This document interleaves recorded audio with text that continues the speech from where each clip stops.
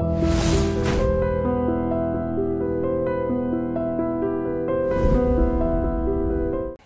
Hello, నా పేరు నాగరాజు. మీరు చూస్తున్నారు ఐ డ్రీమ్ న్యూస్. నాడు తెలుగుదేశం పార్టీ రాష్ట్ర రాజకీయాల్లో అన్నీ తానే నడిపిన దగ్గుబాటి వెంకటేశ్వరరావు గారు ప్రస్తుతం క్రియాశీల రాజకీయాలకు దగ్గరవుతున్నారా? ఆయన సతీమణి నందమూరి తారక రామారావు గారాలపట్టి మాజీ కేంద్ర మంత్రివర్యులు దగ్గుబాటి పురేందరేశ్వరి గారి దారి ఎటు?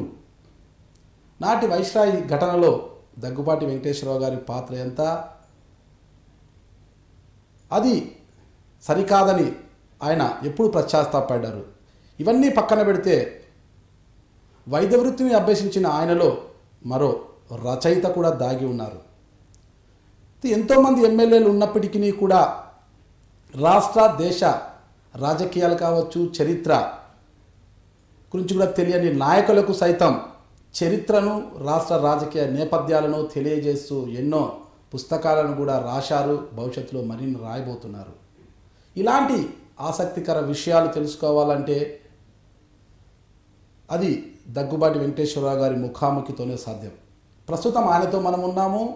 ఆయన రాష్ట్ర రాజకీయాల విషయాలపై అయితేనేమి, ఆయన పుస్తక రచనల విషయాలను కూడా మనం తెలుసుకోబోతున్నాం. నమస్తే సార్. నమస్తే. నమస్తే. ముందుగా మీకు అడ్వాన్స్ ఉగాది శుభాకాంక్షలు సార్. Thank you sir. ఇక్కడే ఉంటున్నారా? ఉగాదికి కారంచేడు వెళ్తున్నారు సార్? నేను ఉగాదికి కారంచేడు వెళ్తాను. కారంచేడు సార్ అంటే అది ఆనవాయితీ సార్? ఏమన్నా ప్రతి ఏటా? ఆనవాయితీ ఏం కాదు sir, every week almost Karamchedu వెళ్తూ ఉంటాము. కాబట్టి ఈసారి వెళ్ళాల్సిన అవసరం ఉంది. అక్కడ ఒక ఆశ్రమం ఉంది, ఆశ్రమంలో భజన కార్యక్రమాన్ని పెట్టారు సార్. 108 రోజుల నుంచి ఒక భజన కార్యక్రమం జరుగుతూ ఉంది. దానిలో పాల్గొనేటటువంటి అవకాశం భగవంతుడు కల్పించాడు. కాబట్టి మా ఊరు కాబట్టి అక్కడ ఉండటం ఆ రోజు చివరి రోజు సార్, కాబట్టి అక్కడ ఉండటానికి అవకాశం కలిగింది కాబట్టి వెళ్తున్నాం ఈసారి. ఇప్పుడు మాట అన్నారు సార్, ఎవ్రీ వీక్ వెళ్తుంటాం అనేసి. అంటే మామూలుగా మా ఏజ్ గ్రూప్ వాళ్ళకి ప్రయాణాలు అంటే కొద్దిగా విసుగు, అలుపు వస్తుంటుంది సార్. మీరు నాకు అవకాశం ఏంటంటే ట్రైన్ ఇక్కడ రాత్రి 10:30కి ఎక్కితే తెల్లారి 6 గంటలకు దిగుతాను. అక్కడ రాత్రి 9:30కి ఎక్కితే ఇక్కడ 6 గంటలకు దిగుతాను, పడుకుంటాము. కాబట్టి ఇది గత అనేక సంవత్సరాలుగా నేను చేస్తున్నట్టు కార్యక్రమము. పార్లమెంట్ సభ్యుడిగా ఉన్నప్పుడు 20 సంవత్సరాల నుంచి నాకేమో టికెట్ బుక్ చేయటం అనేది పెద్ద కష్టతరమైనటువంటి విషయం కాదు.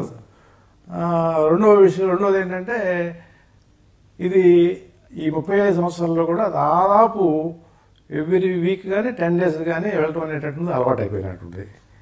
కాబట్టి అది శ్రమ అనేటటువంటిది కాదు, బాధ్యత అనేటటువంటిది ఉంటుంది. దానిలో ఆనందము కూడా నేను అనుభవిస్తూ ఉంటాను.